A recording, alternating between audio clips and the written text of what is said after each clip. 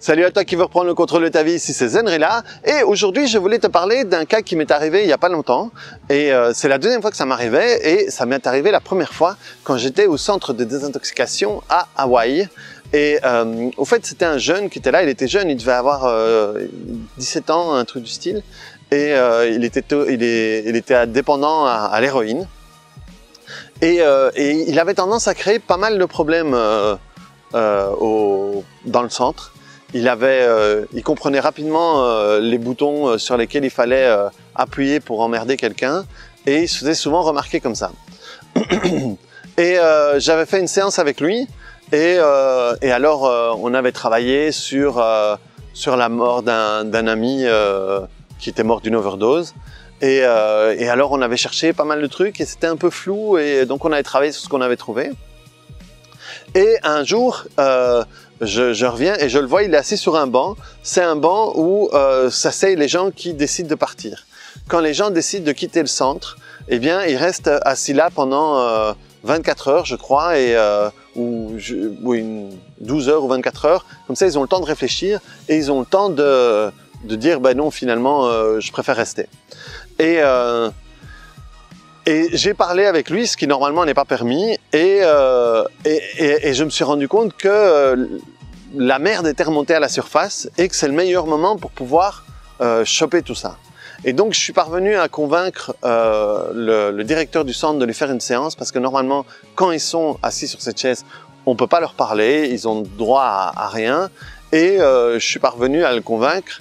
Et en lui racontant un peu des cracks, des cracks, mais je pense qu'il s'en était rendu compte et il avait apprécié le fait que j'étais prêt à me battre pour le faire et donc il m'avait donné l'autorisation de le faire.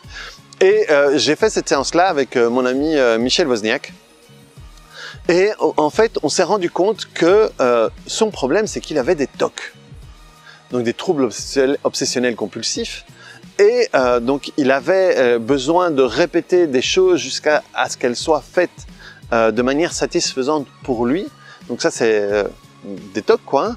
Sauf que lui c'était tellement poussé que parfois il devait boire plusieurs fois parce qu'il n'était pas satisfait de la manière dont l'eau passait dans sa gorge. Et un truc que j'avais jamais entendu, c'est que parfois dans ses respirations, je suis pas spécialiste des TOC, donc peut-être que c'est fréquent, mais moi en tout cas, dans les peu de fois où j'ai travaillé là-dessus ici en séance, je ne l'avais jamais entendu. Dans ses respirations, des fois il devait refaire ses respirations parce qu'il n'était pas satisfait par ses respirations. Je me fais toujours agresser par des insectes quand je fais des vidéos. Et donc, ce qu'on a fait avec Michel, c'est qu'on a décidé de travailler le TOC comme si c'était une addiction. Et on l'a complètement aidé à reprendre le contrôle par rapport à tout ça. On est parvenu à trouver un moyen de complètement détricoter et démonter tout ça. Et ce qui était très drôle, c'est que quand on a des TOC, par exemple, généralement, les choses sont faites super bien, super carré et tout. Et donc, comme il avait décidé qu'il allait partir et qu'après il a décidé qu'il allait rester, il est dans une phase de punition. Et une des punitions, c'est de devoir nettoyer le sol. Et alors, les gens qui ont des TOC et qui ont des trucs comme ça, généralement, font tout super carré. Et là, quand il nettoyait le sol, c'était un peu par là, tout qui était de travers et tout. Et donc, on s'était rendu compte, justement, que comme ça ne devait pas être parfait, on était vraiment parvenu à travailler là-dessus.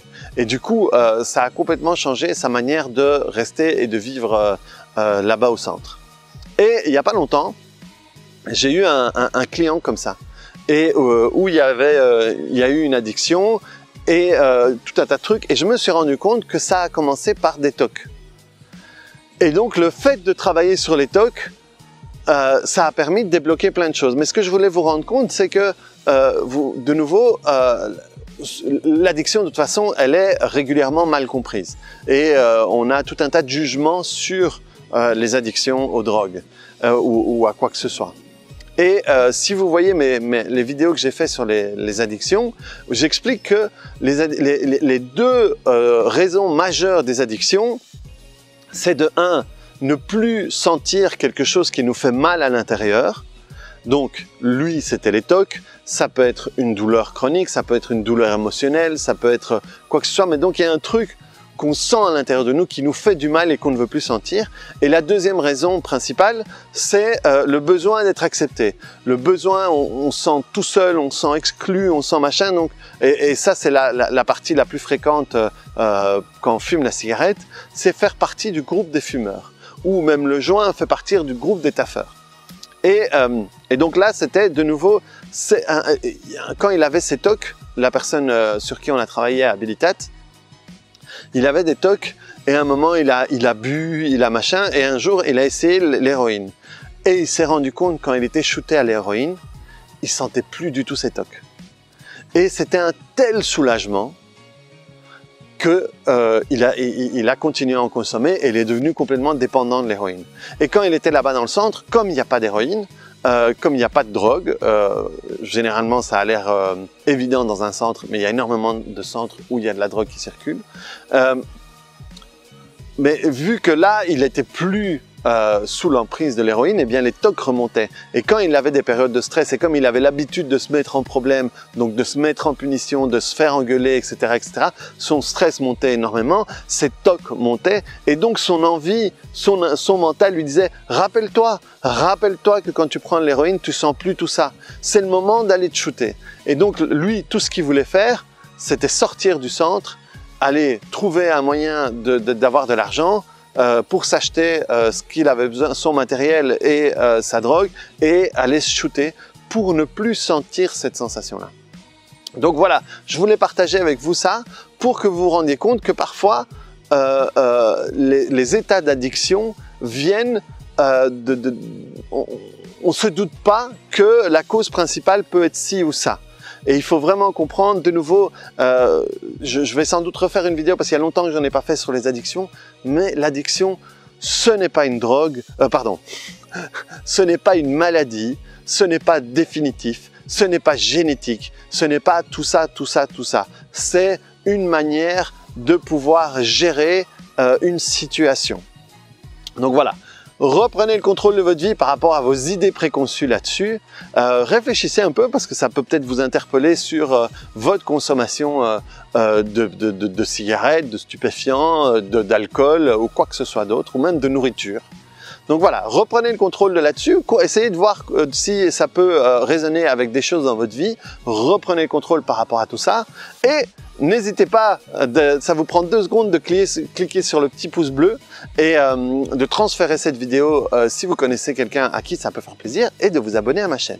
Et maintenant que je suis sur d'autres plateformes, venez me voir sur Instagram, sur Facebook, là vous êtes sur YouTube, et c'est Zenrela partout. Allez, à très bientôt, ciao!